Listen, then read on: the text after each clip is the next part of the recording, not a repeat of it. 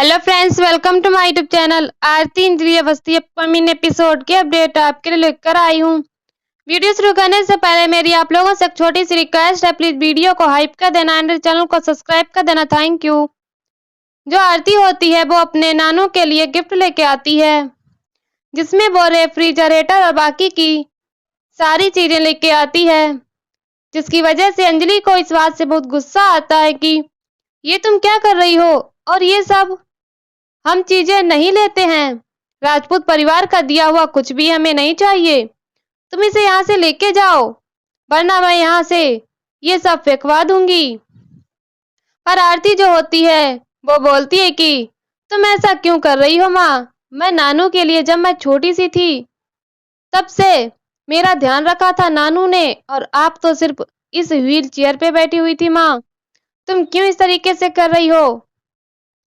तभी यहाँ पे हम देखते हैं कि वह बोलती है कि यह सब तुम नहीं कर रही हो, तुमसे करवाया जा रहा है। ये राजपूत परिवार करवा रहा है, जिसके पीछे राघव सिंह राजपूत, वैभव सिंह राजपूत और सारिका सिंह राजपूत का हाथ है। तभी यहाँ पे हम देखते हैं कि ये सब सुन के आरती को समझ में आ जाता है कि ये सब माँ को कैसे पता चला, क्योंकि आरती इतनी सीधी थी कि ये सब कर ही नहीं सकती थी, पर सारिका के क्या कहने पे वो ये सब कर रही है थी। तभी सारिका का फोन आ जाता है और वह इससे बात करती रहती है। तभी सारिका उसे बोलती है कि क्या हुआ, तुम्हारी माँ ने वह सब एक्सपेक्ट किया या फिर फेंकवा दिया? तो उसे बोल देना कि ये सब चीजें अगर नहीं रखना चाहती है तो उसे वह फेंक दिया और उसे वहां पर वापस लेके नहीं आना। तभी यहाँ पे हम देखते हैं कि जो अंजलि होती है वह फोन ले लेती है और वह बोलती है कि तो ये सब आपका क्या करना कारनामा है? सारिका सिंह राजपूत, तुमने याद है आपको, आपने पहले भी ये सब करवा दिया है। मेरी दीदी के हाथ से आपने फ्लैट भेजे हैं, कार भिजवाई है, बहुत सारे गहने कपड़े भिजवाए थे, पर मैंने ये सब भी एक्सपेक्ट नहीं किया था और वह सब मैंने फेंक दिया था, वो सब रिटर्न करवा दिया था। तभी यहाँ पे हम देखते हैं कि सारिका ये जो होती है वह बोलती है कि तुम्हें लेना हो तो लो, चाहे ना ले लो, पर ये सब चीजें वापस नहीं आनी चाहिए यहाँ पे।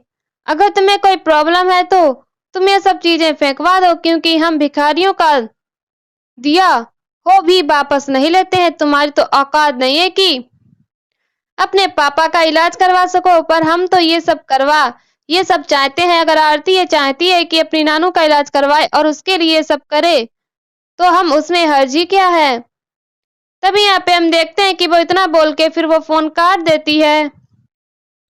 तभी दूसरी तरफ हम देखते हैं कि जहाँ पे गौरव सिंह राजपूत जो होते हैं वो ये सब सुन लेते हैं और वो बोलते हैं कि तो ये तुम्हारी सब चाल है सारिका सिंह राजपूत, तुम एक माँ बेटे के रिश्ते को तुम जानती हो कि उन दोनों के बीच में कितनी प्रॉब्लम्स आ रही हैं, तुम फिर भी ये सब चीजें कर रही हो और उसे इस तरीके से करने पे मजबूर कर रही हो कि वह परेशान हो जाए। पर यहाँ पे हम देखते हैं कि ये सब सुन के वह उसे बोलती है कि तुम मुझे आंख दिखा रही हो, क्योंकि सारिका जो होती है वो बोलती है कि आप इस तरीके से कैसे बात कर सकते हैं मुझसे। और तभी गौरव सिंह को भी गुस्सा आता है कि तुम इस तरीके से मुझे आंख दिखा के बात कर रही हो, तुम्हें शर्म आ रही है?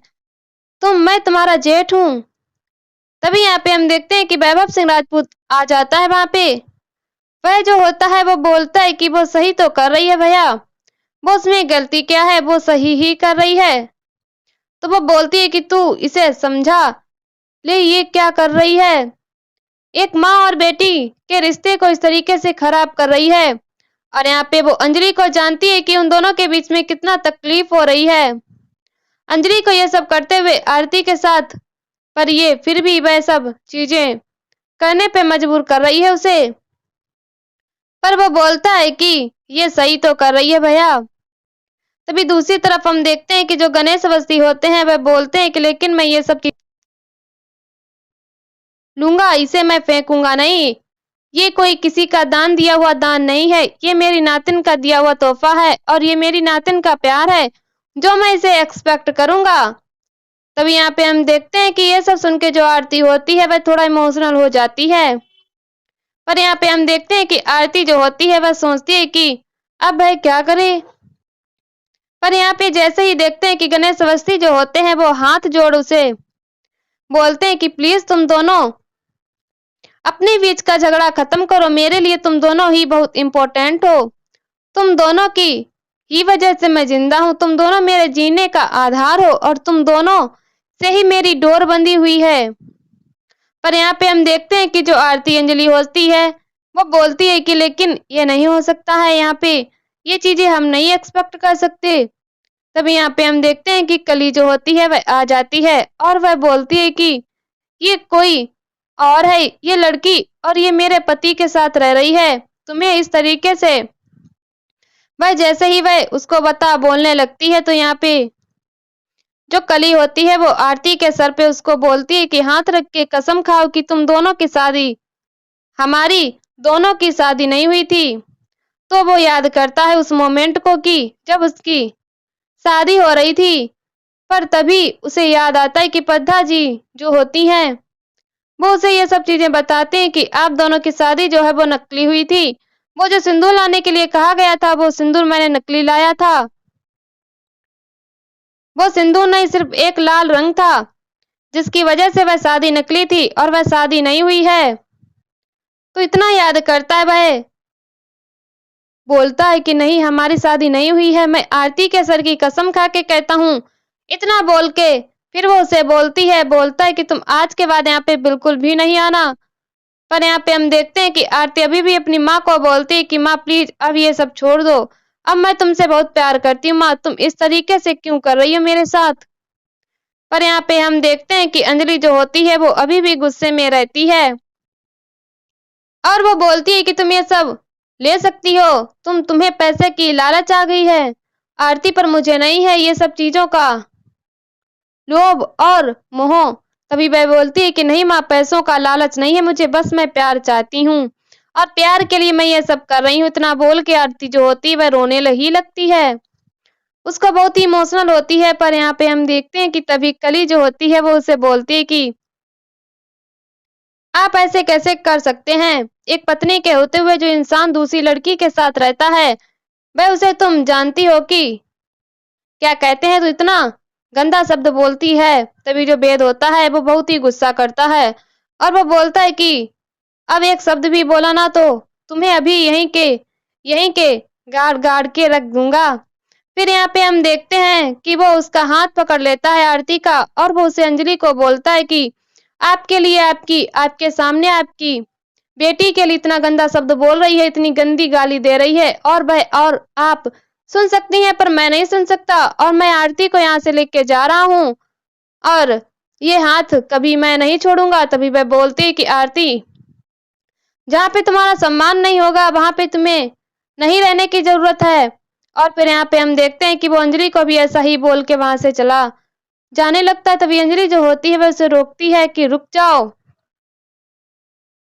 और फिर उसके बाद वो कली को एक थप्पड़ मारती है और फिर यहाँ पे कली जो होती है वो अपना मेलो ड्रामा शुरू कर देती है और वो बोलती है कि मुझे माफ कर दीजिए वकील बाबू, दीदी मुझे माफ कर दीजिए, मैं ऐसा नहीं चाहती थी पर मैंने गलती से ऐसा किया और मुझे सिर्फ मेरा पति लौटा दीजिए।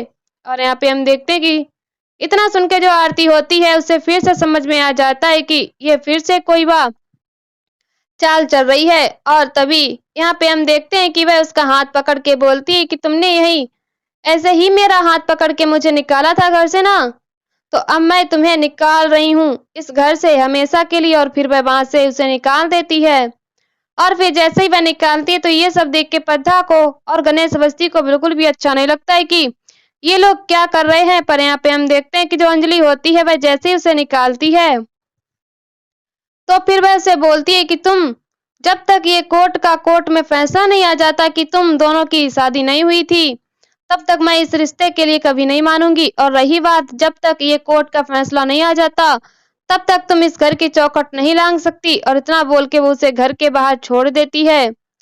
और यहाँ पे वेद को भी वो यही लाइन बोलती है कि तुम भी यहाँ पे नहीं आ सकते इस बस्ती में और इस घर की चौखट के अंदर। तभी उसके बाद हम देखते हैं कि वो लोग वहां से चले जाते हैं। और यहाँ पे दूसरी तरफ नानू जो होते हैं वो बोलते हैं कि तू ऐसा क्यों कर रही है बेटा, प्लीज मान जाओ। उन दोनों के रिश्ते को तुम दोनों के सिवा मेरा कोई नहीं है। और यहाँ पे हम देखते हैं कि वह पद्धा को बोलती है अंजलि की ये पद्धा ये सामान बेच वापस कर दो, और अगर नहीं वह लोग लेते हैं तो इसको बेच के इसके पैसे लेके वापस कर दो, उनके पैसे वापस दे दो। और जो गणेश अवस्थी होते हैं वो बोलते हैं कि नहीं प्लीज इसे मत बेचो, मैं ये मेरी नातिन का दिया हुआ तोहफा है, मैं इसे लेना चाहता हूँ। और यहाँ पे हम देखते हैं कि जब इतना वो इमोशनली होके बोलता है तो अंजलि जो होती है बोलती है कि ठीक है जैसे आपको लगे, आपको अगर इसे रखना है तो आप रख लीजिए। और इतना बोल के वह वहां से चली जाती है। तभी दूसरी तरफ हम देखते हैं कि सारिका सिंह राजपूत जो होती है वह बोलती है कि मैं तो उसे तबाह बर्बाद करके ही रहूंगी, क्योंकि वो भी इस घर की बहू है और मैं भी इस घर की बहू हूँ, तो इसीलिए वो इस तरीके से मेरे साथ नहीं पेश आ सकती है। और रही बात उस अंजलि की तो उसे मैं छोड़ूंगी नहीं, और हमारा रिश्ता तो सिर्फ आरती से है, उस अंजलि से नहीं है। अंजलि को कुछ भी हो उससे हमें फर्क नहीं पड़ता। और वो वहां से चली जाती है। और फिर जो गौरव होता है वो वैभव को कहता है कि तू इसे समझा क्यों नहीं रहा है, तो वो बोलता है कि वो नहीं समझेगी भैया, अब तो बिल्कुल भी नहीं समझेगी। और हम अंजलि के लिए क्यों समझें, और उसके दुख से हमें क्या लेना देना, हमें तो आरती के दुख से लेना देना है, और हम आरती के लिए ही सोचेंगे और समझेंगे। तभी हम देखते हैं कि वैभव जो होता है वह समझ जाता है। वह बोलता है कि मुझे तो पता है कि ये सब क्यों हो रहा है। जब इन्वेस्टिगेशन के लिए वह इंस्पेक्टर के साथ वह लड़का आदमी आया था, वह आदमी के आते ही एक इंसान था जो छुप गया था इस पार्टी में से, तो वह समझ जाता है कि अंजलि को कहीं ना कहीं ये बात पता चल गई है, और वो इंसान जो है वो युवराज ठाकुर था। और तभी दूसरी तरफ हम देखते हैं कि जो युवराज ठाकुर होता है वो भजन से कहता है कि उस ड्राइवर को ढूंढ के निकालो और उसे मार डालो। पर इतना कह के वो उसे बोलता है कि क्योंकि अगर वो इंसान मरेगा नहीं तब तक हमारे सारे सबूत जो हैं वो बाहर ही रहेंगे। और इसके बाद हम देखते हैं कि वो उसे बोलता है कि ये सब सुन के वो उसे बताने लगता है कि तुम किसी भी तरीके से उसका पता लगाओ। तो भजन सिंह बोलता है कि कैसे ही उसका पता लगाएं, तो वह बोलता है कि जल्दी से जल्दी उसे पता लगाओ, क्योंकि मैं उस इंसान को अपने हाथों से मारना चाहता हूँ, क्योंकि अगर वह जिंदा रहेगा तो हम सब मरेंगे और फंसेंगे। तभी यहाँ पे हम देखते हैं युवराज ठाकुर जैसे ही ये सब सुनाता है और बोलता है तो वो बोलता है कि इसका पता हमें सिर्फ कली से और आरती से रख सकता है, और गणेश अवस्थी से तो वो कली को फोन करता है। और यहीं पर एपिसोड खत्म हो जाता है। ऐसी वीडियो देखने के लिए हमारे चैनल को सब्सक्राइब करें, वीडियो को हाइप करें और हमें कमेंट में बताएं वीडियो कैसी लगी। तब तक के लिए बाय बाय।